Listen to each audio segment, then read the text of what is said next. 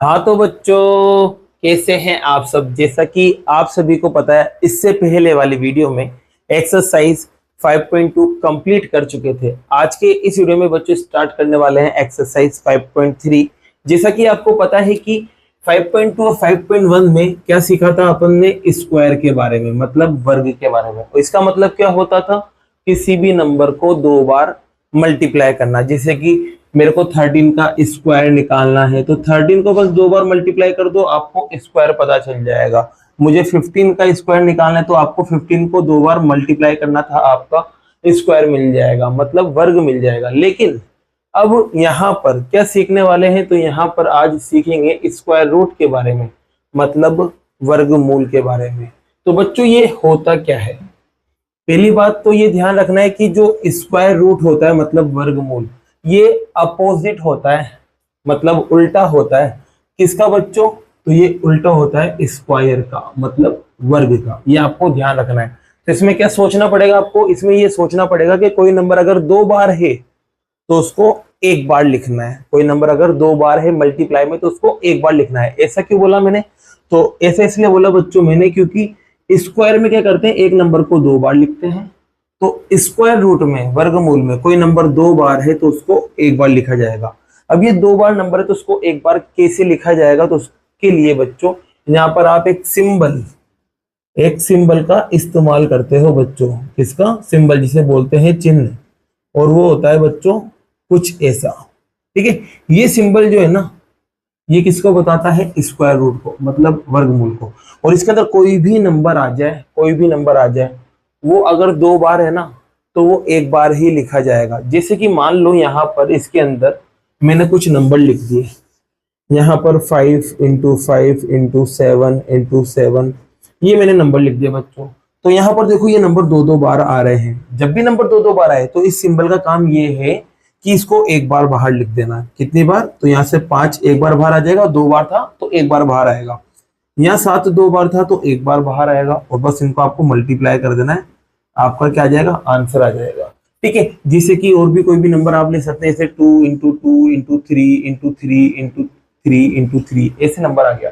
तो यहाँ पर भी क्या करना है बच्चों, ये जोड़े बनाना है आपको, और एक एक बार लिख देना है। जैसे कि यहाँ से 2 बार आएगा, यहाँ से 3 बार आएगा, और यहाँ से भी 3 बार आएगा। बस इन्हें मल्टीप्लाई कर दो, आपका क्या आ जाएगा बच्चों, आंसर आ जाएगा। तो आंसर क्या बना आपका, 18 बनेगा। आई बात समझ में। अब बच्चों यहाँ पर इसको भी समझ सकते हैं आप, जैसे कि 1 का स्क्वायर 1 होता है, तो 1 का रूट निकालेंगे तो क्या बनेगा, वापस से 1। 2 का स्क्वायर 4 होता है, तो 4 का रूट निकालेंगे तो क्या बनेगा, 2।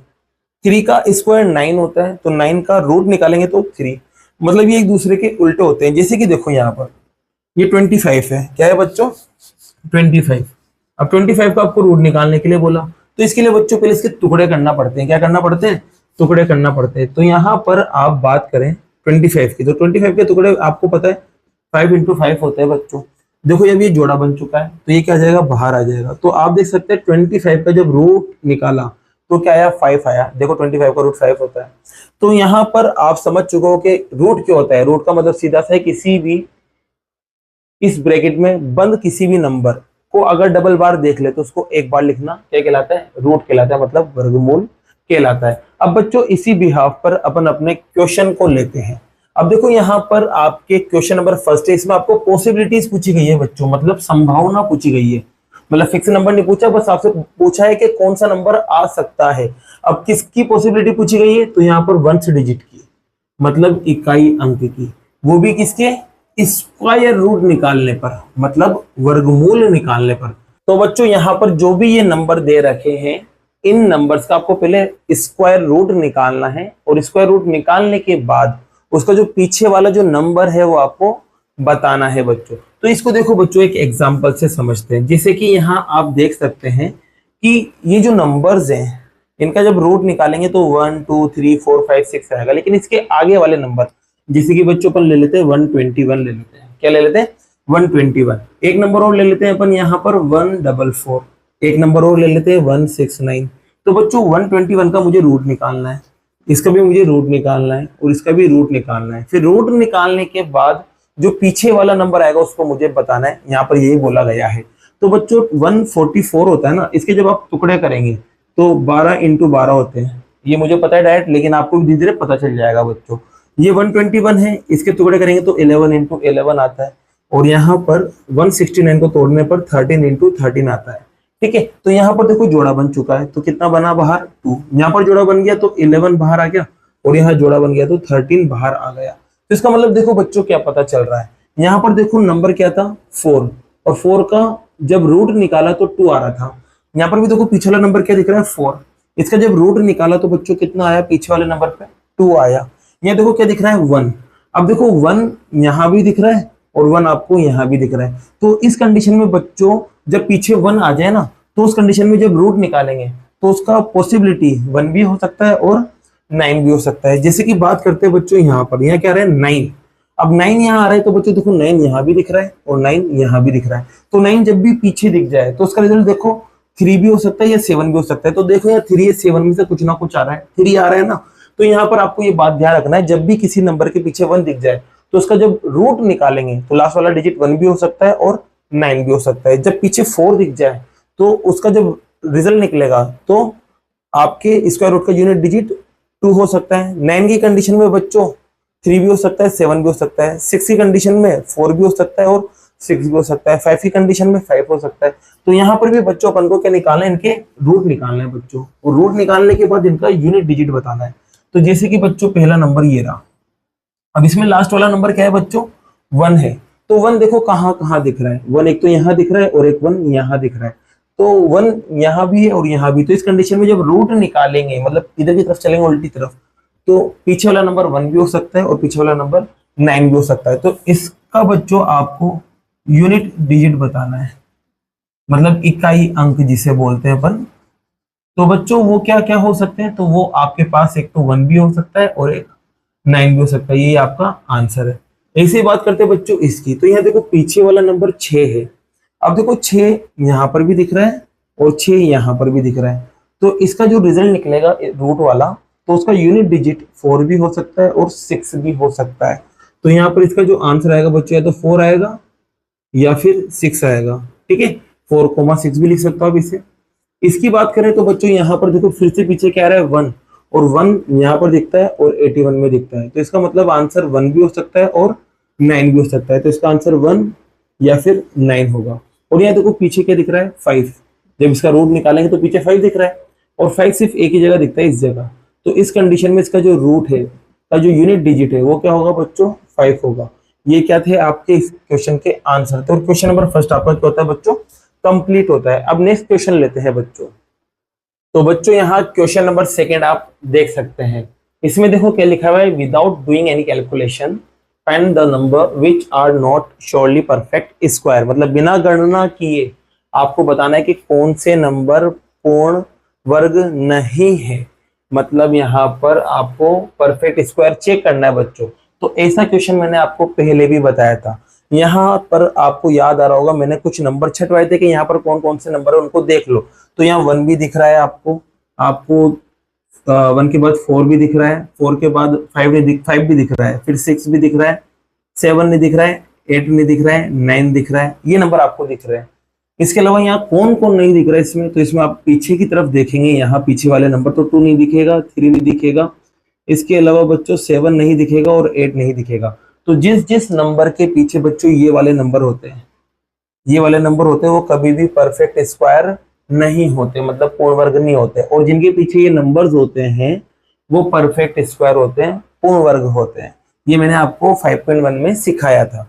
तो बच्चों यहाँ पर आप देख सकते हैं, यहाँ का जो लास्ट वाला नंबर है, लास्ट नंबर जो है मतलब अंतिम संख्या जो है बच्चों, वो क्या दिख रही है आपको 3 दिख रही है, और 3 देखो इसके अंदर आ रही है।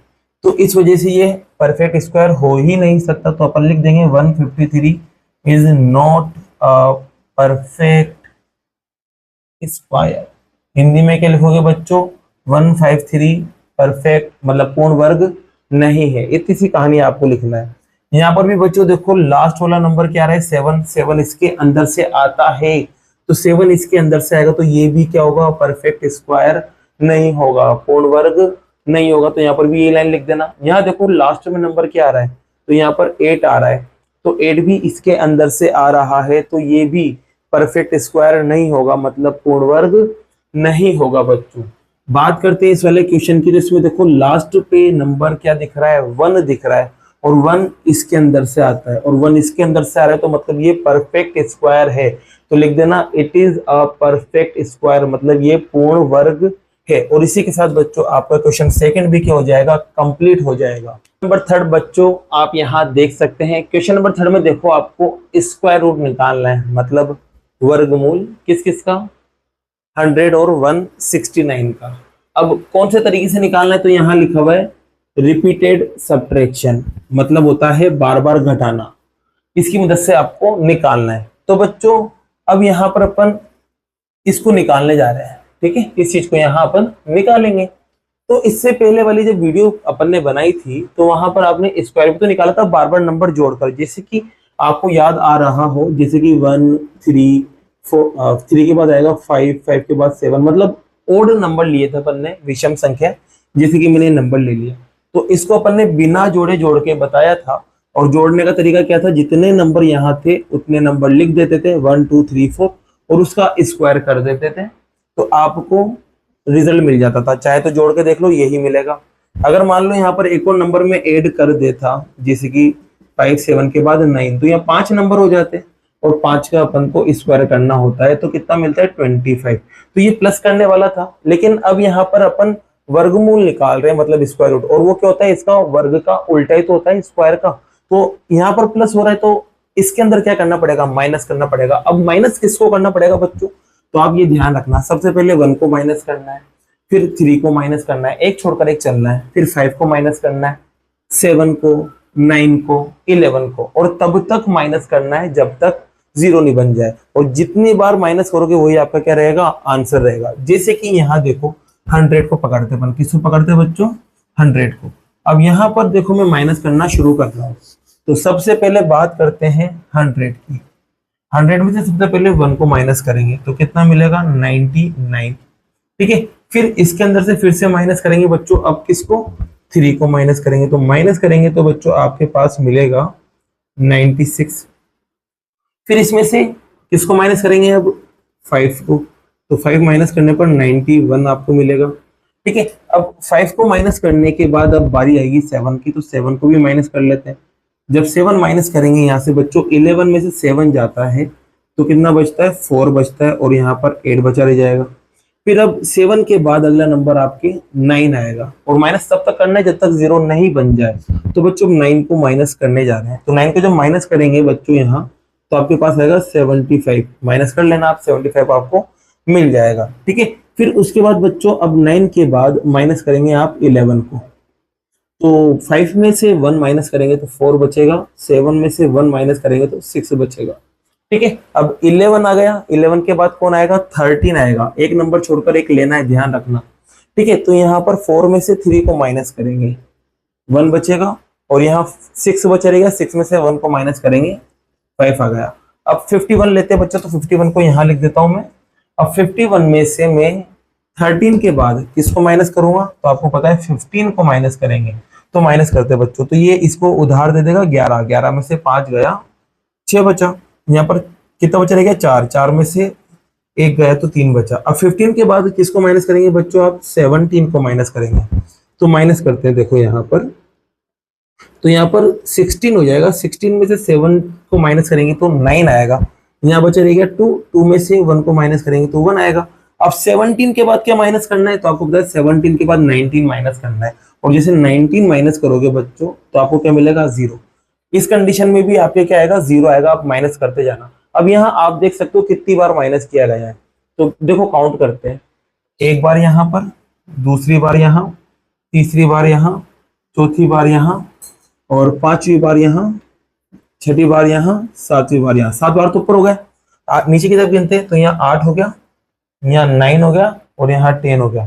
तो देखो टोटल आपने यहाँ 10 बार माइनस किया, तो यहाँ लिख सकते अपन टोटल सब्ट्रैक्शन जो है, टोटल सब्ट्रैक्शन मतलब कुल घटाव जो है बच्चों कितने हैं, 10 है, ठीक है। तो इस कंडीशन में जो 100 है ना, 100 उसका रूट कितना मिलेगा बच्चों, 10 मिलेगा, और यही आपका क्या है बच्चों, आंसर है। ऐसे बच्चों आप 169 को भी कर सकते हैं, जैसे कि 19 के बाद भी, और अगर आपको माइनस करना पड़ेगा तो क्या माइनस करोगे 21, फिर 21 के बाद 23, फिर 23 के बाद 25, ऐसे माइनस करते जाना है इसमें भी, और जब तक माइनस करना है जब तक जीरो नहीं आ जाए, फिर आप ऐसे काउंट कर लेना कितनी बार माइनस किया और वही आपका क्या रहेगा बच्चों, आंसर रहेगा। तो क्वेश्चन नंबर 3 भी बच्चों आपका क्या होता है, कंप्लीट होता है बच्चों। अब बाकी के जो क्वेश्चन है बच्चों वो नेक्स्ट वीडियो में करते हैं। अगर वीडियो पसंद आई हो तो वीडियो को लाइक कीजिए, चैनल को सब्सक्राइब कीजिए। Thank you so much.